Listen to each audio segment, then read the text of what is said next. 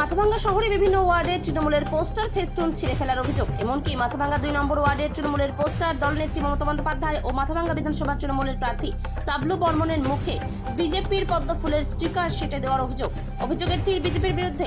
এই বিষয়ে শনিবার বেলা 2:30 নাগাদ তৃণমূলের শহর ব্লকের পক্ষ থেকে মাথাভাঙ্গা মহকুমা শাসকের কাছে লিখিত অভিযোগ দায়ের করেছে, যদিও এই অভিযোগ বিজেপি অস্বীকার করেছে। মাথাভাঙ্গা থেকে উৎপল অধিকারী রিপোর্ট, বিগ নিউজ বাংলা।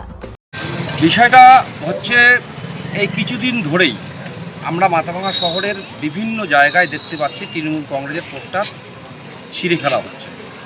তো আমরা ব্যাপারটাকে প্রশাসনকে মৌখিকভাবে জানিয়েছি, কারণ আমরা শান্তির পক্ষে, মাথাভাঙ্গা উত্তপ্ত হয়ে উঠুক আমরা এটা চাই না। কিন্তু যেভাবে পোস্টার ফেস্টুন এবং পোস্টারের উপর স্টিকার লাগানো হচ্ছে, এটা চলতে থাকলে তৃণমূল কংগ্রেসও কিন্তু বসে থাকবে না। আমরা শান্তিপ্রিয় মানুষ, তৃণমূল কংগ্রেস মাথাভাঙ্গায় শান্তি চায়। আমরা আইনের পথেই এগোচ্ছি। যদি এর সমাধান না হয়, আমরা আজকে এখনই কমপ্লেন করছি আমাদের রিটার্নিং অফিসারকে।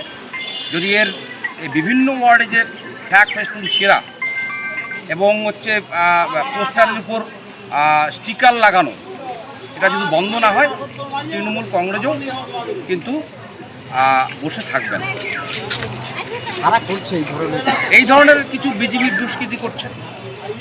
আরেকটা গতকাল রাত্রে একটা কমপ্লেন পেলাম, আমার 2 নম্বর ওয়ার্ডের 265 নম্বর যে বুথটা, সেই বুথে মহিলা তৃণমূল কংগ্রেসের যে কর্মীরা তারা পারিবারিক প্রচার করছে। তো আমি নাম বলে ওকে বড় করতে চাই না, এখন থাকে না, জলপুরিতে থাকে, আপনারা সবাই ওকে চেনেন। ওখানে বাড়ি বিক্রি করার জন্য ওয়েট করছে। কালকে মদ্যপ অবস্থায় হাতে দাঁড়িয়ে ঘুরে বেরিয়েছে এবং ও বিজেপি, আমরা সবাই জানি। আমার ছাত্র প্রতিম, ওকে কিছু বলতেও পারি না।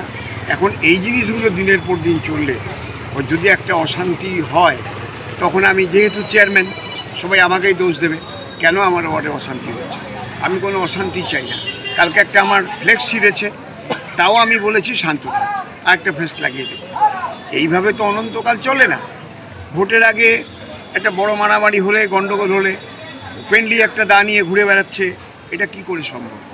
এটা আপনাদের কাছে কমপ্লেন দিলাম, এসডিওকে বলছে গিয়ে এখন এটা আপনারা দেখুন। এটা না হলে পরে বড় সড়ো একটা দুর্ঘটনা ঘটে যেতে পারে।